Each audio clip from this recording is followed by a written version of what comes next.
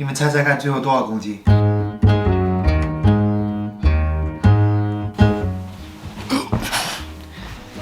大家好，我是365天环游地球的柠檬。终于在这个月的24号，我们要开始为期1整年的环球旅行计划。那很多人有可能会问，1年的环球旅行计划是不是需要带1整年的换洗衣服呢？电子设备、常用的药品、洗漱的东西需要怎么带呢？所有的行李放在一起需要几个行李箱才能搬得动呢？这一期我就带你看一看我的背包里都装什么东西。在这一期的最后，我想要公布一下我们出发第1站。走。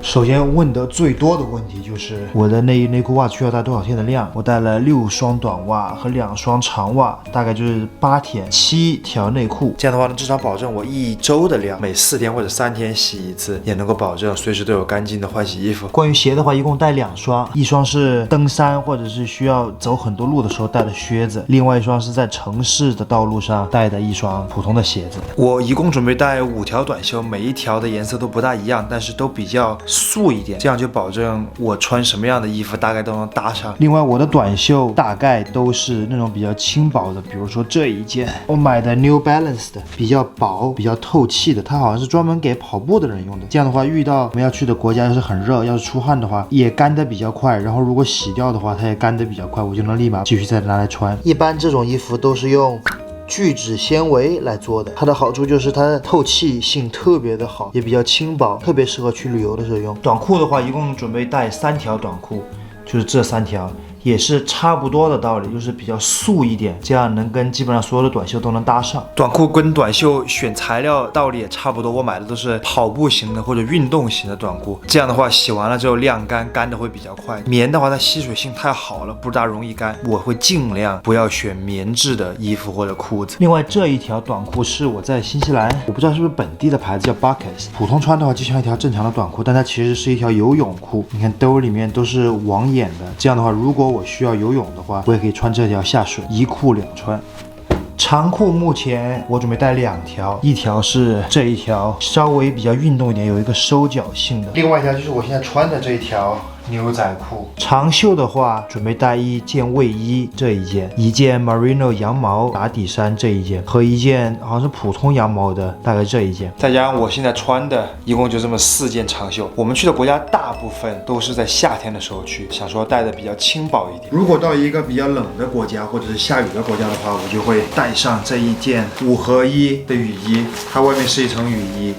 里面是一件薄薄的羽绒服。上飞机的时候我会穿着这一身，这样它也不占我背包的空间，也不会占我行李箱的空间。然后是一套秋衣裤和一套睡衣短袖短裤，一双 Merino 的手套，加一条薄薄的围巾，2个渔夫帽，1顶羊毛帽，最后再戴1顶鸭舌帽。另外会带一件轻薄一点的雨衣，它的好处就是它能够包成这样一个小小的包，我能把它放到我的背包里面，突然下小雨就能立马穿上。旁边这呢是一个轻薄的皮肤衣，如果太阳特别大我穿短袖的时候，我就能把它给套上，不热，但是能阻挡紫外线。关于药品的话呢，我们有一个药品的清单，洗漱用品也同样的。如果是 YouTube 的观众可以看下面的链接，哔哩哔哩的观众呢可以私信我，我可以把链接发给你。电器类的东西就比较的复杂一点了，首先是一个2万毫安的充电宝，2块相机的电池，加上一个内存卡在这儿 ，Pocket 2一个小型的便携式的相机，这个是一个国际任何地方都能够通用的一个转换器，它的功效大概就是比如说这一个是英国，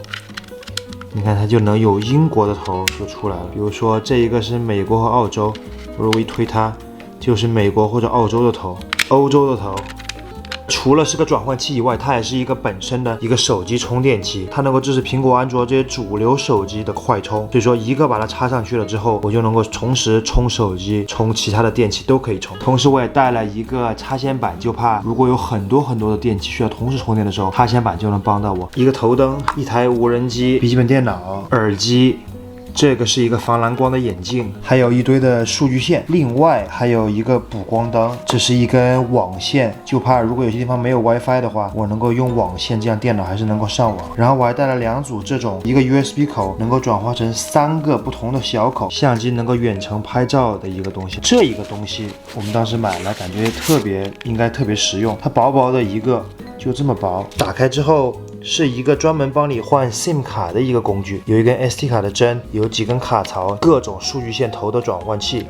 最后的这一个叫 Stereo Pen， 是一支净化水笔。里面就长这个样，它的功效是在没有纯净水的情况下，如果你想要用自来水刷牙、漱口或者是喝的话，有一些地方的自来水没有那么的净化，不能够直接饮用，可以用这一支笔把那个水净化，然后就可以变成可饮用的水。打开了这个地方之后，你把这个头插到你的水里面，它会通过发出的紫外线来杀死水中的细菌。最后是一些杂物，这个是一个快干的毛巾，可折叠的水杯、眼罩、筷子、叉子、勺子的一些餐具，健身用的弹力带，和我们上次去露营的时候用的一个便携式的水壶，这个里面可以烧东西、煮水，什么都很方便。我刚刚提到的大部分东西，我都会把购买链接放到 description 里面。最终关于背包，我一共会带2个包，一个是托运的行李包，是 Osprey 的，叫 Fairpoint。一个70升的包，另外一个是我们会出门随身携带的一个包。以上所有的东西呢，都是关于男生去1年环球旅行需要带的东西。如果想要知道女生需要带什么东西的话，可以关注雪梨的小红书。那我们现在试试看，把所有的东西都收到这个包里面，看看会不会超重。这个包好的是，它是有一个主包和一个副包，通过这个地方有一个拉链系统，可以直接把这个大包跟小包分离。小包的话，大概会装电脑，还有一些电池什么不能带上飞机的东西，而大包的话就会装所有的衣物。这个包的好处是，它一打开就像一个行李箱一样，没有过多的夹层，就只是一个大包，所有东西都能够很自由的随意摆放，保证最大的空间。趁着我收包的功夫，你们也不用闲着。想要跟我们一起去旅游的，可以关注我们的频道。喜欢这条视频的，可以点一个赞。要有任何疑问，可以在评论区留言。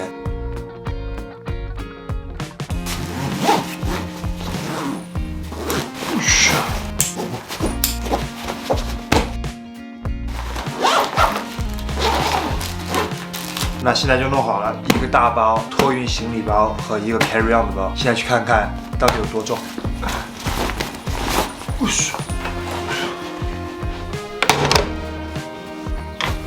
你们猜猜看，最后多少公斤？最后的公斤数9.55公斤，